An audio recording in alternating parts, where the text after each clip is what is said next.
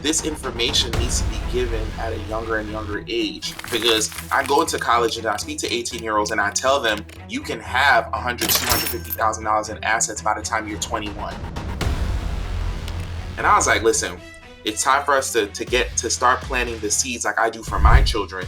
So I wrote 2 books, The ABCs of Credit, and the second book is called Bella Gets Business Credit. And what else I did with the book, bro, is at the back of it is a glossary where it's giving the definitions of everything, because the parents are going to be learning as their children are learning.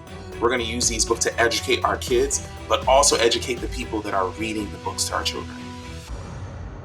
Ladies and gentlemen, welcome back to the podcast. I'm excited for this one because you guys have asked me a lot of times about business credit, about funding, about what do I do, about how do I know which card to use? Can I even get an Amex card? Or am I doing this with my business account? Or should I run my entire company through my trust? Well, listen, I got somebody on the show today that I'm excited to bring because he is an expert in all of these categories. So I hope you got your pen. I hope you got your pad, your paper, however you take notes. Ladies and gentlemen, we got the one and only Herman is on the show today. What's going on, fam? I'm feeling good, man. I'm feeling good. Thank you for having me on the show. I am honored that you trust me on your platform and to talk to your listeners, bro. How you feeling today? Man, I'm feeling good, man. And, you know, one of the things that our audience is always wondering about, right, is that big C word, right? We like to call it a cussing word sometimes because everybody ain't got it. You know, everybody ain't got it. And that's credit, right? Mm-hmm. Before we dive into all the things that you do and helping people, and it's Financial Literacy Month, so that's another reason why we're excited to have you on the show to educate our community. Take us back to like the young version of you, though. Like take us back to you as a kid. Like, where are you from? So originally, I'm from Brooklyn, New York. Brooklyn birthed me, but Philly raised me. I moved to Philly when I was 11, 12 years old. So I can't rep Brooklyn. I'm 43 right now, but all my family is there. My parents, I'm first generation Haitian. My parents moved to Brooklyn in the 70s. Birthed me in 81, and then we was all living in the 1-bedroom apartment. Me, my brother, my sister, and my mom. And they was like, listen, we got to do better. So we moved out to Philly. We got a home out in Philly, up in Uptown in Philly, and the rest is kind of history. Philly kind of raised me after that. Oh man, so you know when I hear Philly, I mean we gotta be. It's almost crazy not to want to sing the Fresh Prince of Bel-Air. Right? Right. Yeah, that was big for us back in the day. Oh man, I think a lot of people listen to the theme song, right? And we automatically put ourselves back in those shoes. So as you were saying that, I was thinking about that, you know. But as you're a kid growing up, right, were there certain things that you noticed, maybe you know with family members, or maybe it might have been a class or something that got your interest into understanding how money works? I'm curious for that because a lot of your content is really focused on educating us with, numbers. So tell us a little bit about, that. So the journey, bro, probably started later in life because I say this line that my parents prepared me for a world that no longer exists. So you have to realize my parents' mindset. They're from Haiti. They came to America because they could have a better life here. It's go to college, put God first, and then you'll be successful, right? I always say I would definitely put God first, but no shade to the college model, but it just didn't work. It doesn't always work majority of the time because we have to look at college as an investment. So I put up between my undergrad at Temple and my master's degree at Lincoln University. Shout out to the Owls, shout out to the Lions, right? I had a wonderful experience, but return on investment of being $90,000 in debt and the profession that I chose, because I was taught, yeah, just get a degree, you'll be fine. No, I got a degree. I became a social worker. Then I became an executive director at a nonprofit. And I have a good friend of mine, shout out to Charlene. She was like, you'll only make as much money as your clients do. She's a lawyer. So I'm a social worker. All my clients are poor. They don't have any money. So I'm making $30,000 coming out of college. Wow. I have a master's degree. I'm an executive director for a nonprofit. I was making $55,000. So the return on investment didn't work, right? Not at all. So that's when I got into mentorship. To really answer your question, bro, this happened to me later in life. And that's why my passion with my company, Bellastone Enterprises and Bellastone Academy, is I got to get this information and education into younger hands And I'm teaching a lot of adults because we didn't get this education early. If I knew Facts. what I do now at 18 when it comes to credit, how to leverage it, how to put things in your business name, how to protect your assets, those little crumbs, bro, set us up for big returns in the Mm. future that I just didn't know about. So I'm preaching this everywhere I go. I'm like, listen, get your credit together, get an LLC, get this. You're going to save money on taxes. Like we were talking about in the pre-show, bro. I Facts. went out and got a $70,000 car, not the flex, but I Yep. need to write something off for taxes. And I could only do that if I, just because I had that piece of paper, just because I had that LLC and I learned it at 35 and not 15. Man, there's so many things that we can pick up from this right now. You know, what I like so much about podcasts, whether you're watching us right now on YouTube, School's Over Now What, or you're listening to us right now as you're in your car, working out at the gym, guys, there's an advantage of understanding and taking the information you're learning right now and applying that information before you get to a certain age. Because as you can see from Herman's example, it's like, yo, there's a lot of upside had he had known this information faster, had he had known this information quicker. And you're right. You know, listen, we did the same thing with the tax write-off and finding that right vehicle and doing that. But to your point, I didn't even grasp that till I was in my 30s. So I think it's important right now, if you're listening to this, to understand those things. For our audience right now that's saying, hey, listen, man, this sounds good, but I ain't got no idea what to do. My credit score right now is in the 500s. Help me get, help me get to a better level. I want to start a new business, but I don't even know if I could because my score is so low. Are there any ways around that? What should be the very first steps for somebody right now that's listening to this show that wants to, get to these type of levels?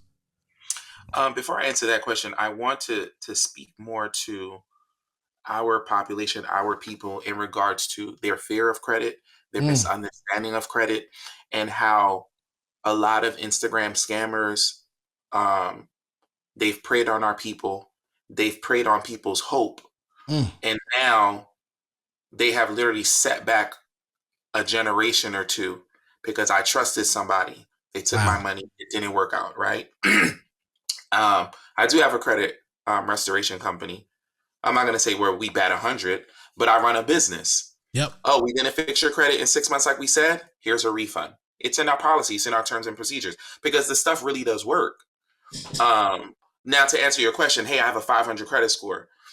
I say this to people, first of all: being poor and having bad credit in this country costs you a lot of money, Whew.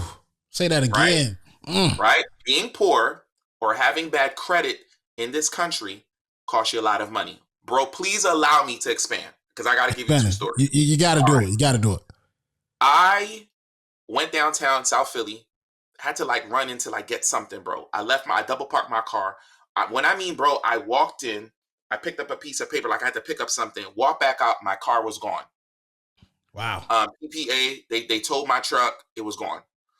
I caught an Uber to where I know was parked in South Philly, right? And I got a ticket. They gave me a ticket and the towing fee and the storage fee just for those 30 minutes that they had my car. So I had to pay it. Wow. As I'm paying it, right, bro? I'm watching people who, shout out to my blue collar workers who work hard for their money. The Wawas, Wawa is a store in Philly. People who work at T-Mobile, people who work for the Pico company, hardworking Americans, right? They're standing in line and they have to pay $700-800 to get their car back, and Shit. they're in tears because they don't have it. And every day that they don't pay for it, it's a $30-50 storage fee.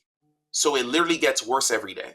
So Shit. literally them being poor is costing them a fortune and they need their car to go to work.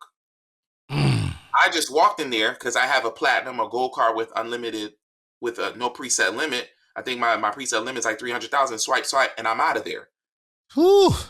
You know what I'm That saying? part. I Yep. didn't have the same problem, and it's going to cost them more because they didn't have credit, because they didn't have the money to get their car out immediately, Mm. right? Having bad credit costs you. So I can go into a dealership. Matter of fact, I'll even talk about my house. Remember when we all refinanced during the pandemic? I Facts. refinanced my house to 2%. Mm. 2%, cheap money, Yep. right? Somebody else who could be making the same money as me or could be richer than me, they have poorer credit. Their house is 4, 5, 6% interest. Mm, You multiply that over 30 years, you're literally talking about hundreds of thousands to at least $1 million. mm. So bad credit or being poor in this country costs you a fortune, right? Our ignorance costs us a lot of money. That's why it is my mission. This is what God gave me. This is my platform. Hey guys, fix your credit, get it together early. That's why I'm talking at colleges now, bro. I got a couple of children's books coming out. I want to get it in our hands as early as possible, like our counterparts have it. I'm not going to say white or black. I'm going to say rich people, people of wealth. They had this information a lot earlier than we did, Mm. right? So if I get this into younger hands and younger minds quickly, then we will have more affluent people in whatever demographic that you're in. Oh man, this is good, man. You know what? I think more colleges could benefit from this information, right? When I was in school, there was no courses telling you about this stuff. I think the fastest we learned about credit was seeing our name on an envelope that went to our parents' house that was asking for us to sign up, or going to the mall and seeing that item that we wanted, getting ready to pay for it. Hey, check this out, with actual real money. And then that salesperson tells us about that extra 20%. 20% if you sign up. So they get a commission, and then Absolutely. you're getting the 20% off, not realizing that you're going to put a payment plan on a sweater, and Oh man. you're going to pay that. They're going to get more than the 20% back from you because they know you're not going to pay it off in time. Oh man. They're betting on you to screw up. Yeah, you're betting on your ignorance because nobody taught you the game. They know They know you don't know the game. It's insane, man. And I think, okay, cool. Now that we're learning, okay, I should do this or I should do that, especially with having these scores. I think that's very, very key and very, very important. But I think it's also important to make your credit work for you, right? Not only have the upside of being able to get out of a certain financial situation at any given moment, no matter what the expense is, but how can you utilize this as a tool? A lot of people listening to this right now want to start their new business. They want to, start their new hair care company. They want to start, maybe selling their products, but they don't have the business funding to that. And I know a lot of people, a lot of times, don't know exactly where to start. They hear these big words like American Express, Right. Amex, but they don't know actually how to go get one. If you're a person right now listening to this show, I feel like you could really benefit from your advice on how to obtain business credit. What would be your advice on someone right now trying to do just that? So let's go back to one thing important that you said. Number one, cash and credit are tools, right? They Mm, help you get to the place you want to go. We just been taught that it's so transactional. It's like a bartering system. I want to buy this phone, so it's going to cost me $100, right? But me, I will take that same $100 and I'll put it on credit, right? mm-hmm, Because utilizing my credit is important. And I'm going to purchase this phone because I'm going to start a website. I'm going to start an Instagram, and I'm gonna promote something that's going to make me money. That's going to pay this phone off. So mm, my mind is totally different, right? In everything that I do. That's number one. So if people are on this call and they want to get credit, when you're first starting out to get business funding, your personal credit has to be in order. So banks like to see this. Is why I like to tell people, things like banks do. If mm, I want to get you money in your business name, they're gonna see how you did with your personal, right? How'd you mm, do with your personal credit? How many personal credit cards do you have? Do you have two? Do you three? Do you have four? So the amount of accounts you have is important. Your profile is important. People are really caught up in the score. Oh, I have a 700 credit score, but I'm still getting denied. Well, that's great, but they also care about your profile. Me, a good profile has 3 to 5 credit cards, a couple of revolving accounts, meaning like a car note or a personal loan or a mortgage. You don't want to be maxing out your credit cards. You don't want a lot of inquiries on your credit report, inquiries you get when you're running your credit too much. The banks don't mm, like to look like you're thirsty, right? And they want to see a good length of time of you maintaining this. I have an 800 credit because I got a credit card when I was 17 years old at Temple University. When they was giving out the T-shirts, bro. If you yep, just sign yep. up, so I got that credit card and I've taken care of it for the last 30 years, right? Wow. I've only been late on it once, and that was 20 years ago. So that's how I have an 800 credit. But that card is old, so my credit cards are old. They have nice high limits. They're all over 10,000, Mm, and the usage on them are below 30%. That's a good profile. like to see that. I was like, oh, he did good with his personal. Now I come in with Bella Sloan Enterprises, my business, Mm. right? My business is brand new, 6 months old, 3 months old. I haven't sold anything. And I go to the bank and I'm like, yeah, I need 25, 30,000 because I need to get the website. I need to hire some people. I need to get inventory. I'm willing to bet on my business and myself. The bank's going to be like, I know you, Herman, but I don't know Yellowstone Enterprises, right? Who has a Facts. name? It has its own social security number, which is EIN. There's like, I don't know your man's. I'm like, you know what?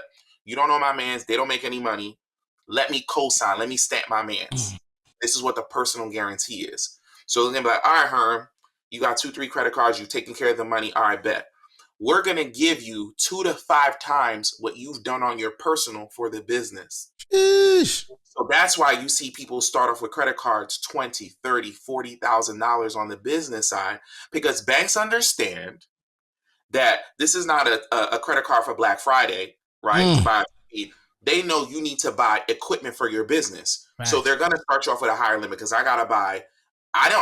We're talking on my Mac. I had to buy a Mac for me, my CEO, and my vice president. I had to buy them cell phones also. Yep. I had starting operating costs that I had to do. So that's why the limits are much bigger on the business side. And the blessing is I can max those cards out. They're not going to hurt me on the personal because it doesn't show up. It doesn't report on your personal credit. So those are just some of the foundations that people need to understand if you want to get the business funding. Your personal credit has to be in order. You have to set up your business properly. You have an LLC. You have to have a business address, business phone number, business website. You got to look pro to these banks. Think like they do, and they'll get you a bag. Facts, man. You can't, you on the show dropping bars, man. I think it's so important right now. If you're listening to what Herman is saying, he's really giving you the blueprint. He's Mm-hmm. really giving you the blueprint on how you could right now go start that business, get that funding. But it's so important to make sure that personal credit is intact, Order. Yeah. right? So that you can personal guarantee what needs to happen. But there's so many expenses, and I think about this when I started, PodProMax and everything that we're doing. There's so many expenses that you may not even see being expenses. Could be software, it could be monthly usage on a lot of different things to make Yeah. that business work that you got to pay for, and no better way to do it, right? Than the way that Herman is explaining right now. I want to ask you this because I think it's so important right now for a lot of people that are listening. I think what you're doing could impact so many students, so many young people. And we talked a little bit prior to the interview about some of the things that you're working on. One of the things I'm really excited to talk about is Mm-hmm. a book that you're working on to impact kids and how they're thinking when it comes to a lot of things we're talking about. Can you tell us a little bit more about it? Yes, absolutely. So to give you a little genesis on that before I answer it, I started to realize, bro, that in my mentorship, Bellasone Academy, I have 40, 50, 60-year-olds, 30-year-olds, 20-year-olds who I'm just giving this information to, and they're Mm. hearing it for the first time. I got this collection. How do I get it off? I'm trying to start my LLC. I'm trying to start my business. How do I start it? And I realized something, bro. I was like, why am I the first time you've heard of it? Mm. Why isn't this information taught in school? Why isn't it taught in college or high school? Why is that not happening? I got a little bit financial literacy from my father because on Fridays when he used to come home from work, he used to take out his checkbook and he used to be like, I made $600. Let's pay the bills Mm. together. So he showed me how to balance the checkbook. Bro, I was like 8, 9, 10 years old. I wasn't grown. So he's like, write out the check and he would sign it. It did a couple of things. It gave me financial literacy, showed me how to balance a checkbook, and it showed me not to ask for the Nintendo because when my dad said I ain't got it, I knew he didn't really have it, right? I give you that long story because I was like, this information needs to be given at a younger and younger age. I was like, all right, Facts. let's go into colleges, right? Because I go into college and I speak to 18-year-olds and I tell them you can have $100,000, $250,000 in assets by the time you're 21. And Mm. they look at me like that's not possible. I'm like, no, if you start building your credit now, in 2 years, you'll be able to get business credit. You leverage that, put a down payment on a multi-family, and now you can live for free in your 20s. And they're like, Mm. what? Then I was like, wait, let's go younger. Let's go to high school. Let's go to grade school. I'm talking to my team about it. And I was like, listen, it's time for us to start planting the seeds like I do for my children. So Mm. I wrote 2 books, right? Co-wrote it with my 2 daughters, Bella Sloan and Olivia Monroe. Oh, I like So it. one of the books is called The ABCs of Credit. written by Olivia Monroe and myself. And the second book is called Bella Gets Business Credit. So the ABCs of credit is A is for APR, B is for balance, C is for credit, D is for debt, E is for equity, F is for FICO. So we're reading, just like we learned A is for apple, B is for boy. No, let's switch it up and make it and turn it into financial literacy. And what else I did with the book, bro, is at the back of it is a glossary where it's giving the definitions of everything, because the parents are going to be learning as their children are learning. Whew. Now, Bella Builds Business Credit is a story about Bella who wanted to start her, everybody got a lemonade stand, right? Yep. So let's teach them let's get some business credit to start the lemonade stand, fund it up front, and then you work your business so you can make money. So these two financial literacy books that are dropping for Financial Literacy Month of April. So thank you for having me on the show again. We're going to use these books to educate our kids, but also educate the people that are reading the books to our children. Yo, that's so important. Yo, listen, as you were talking, and I'm a father of 4. As you were talking, man, I was saying to myself, I don't know too many books I've read my kids where as I'm reading it, I'm like, hold on, let me keep reading this because I'm learning something too. And we're collectively learning. It sounds crazy. Last night, I literally read a book to my kids, but listen, it was a book that we've seen the movie 100 times in Kanto, right? So, and there's only so many times you can talk about Bruno, but there's not many times where you can talk about things that are really going to matter and help them, especially things that they see that connects the dots for them, right? Yes. And what group of girls haven't heard of a lemonade stand? I've bought plenty of lemonade stands. It's not even summertime yet, right? But it's just getting that mindset of kind of to see what's possible for your life before you get to an age and it's too late, right? So I want to ask you the question, and thank you for sharing that, because we're going to put that in the show notes, guys. Make sure you go to the show notes. Make sure you grab that, find more information on that. But I want to ask you the question right now. If you were that person who's listening to this show, getting ready to walk across that stage, grab that college degree, or perhaps not even get a degree at all, you dropped out. And you're asking yourself the question of the podcast, school's over, now what? What advice would Herman give? What advice would I give to Herman now that school's over? Now what? Oh, that's a great question, bro. If I could speak to because I graduated high school at 17, graduated Temple undergrad at 21. I wish I would have learned and understood more about credit back then. I wish I would have learned to leverage it a lot sooner. Because at 18 in this country, you're able to sign a contract and do business. The now what part at the end of the day, bro, is I wish I would have got a mentor. I wish I would have partnered with a mentor a lot earlier. I got my mentors after 30. So no matter what success you see, some people may say I'm on time, but to me, I'm 10, 15 years behind. So I wish I would have had a mentor that told me how to leverage credit, how to learn more about taxes. I wish I would have took more tax class. I wish I would have invested more in myself outside of the structure of going to college and getting a higher education, because it would have made me richer sooner. Oh, man, listen, yo, bars.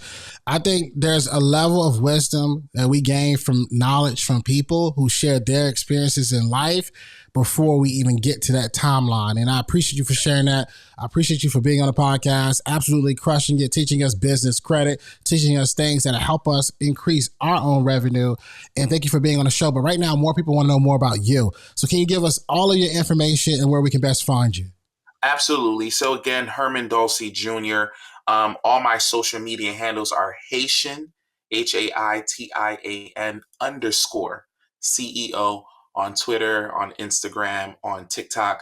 I give daily gems for free. Like I teach. I love teaching. It's my passion. So you can find us there.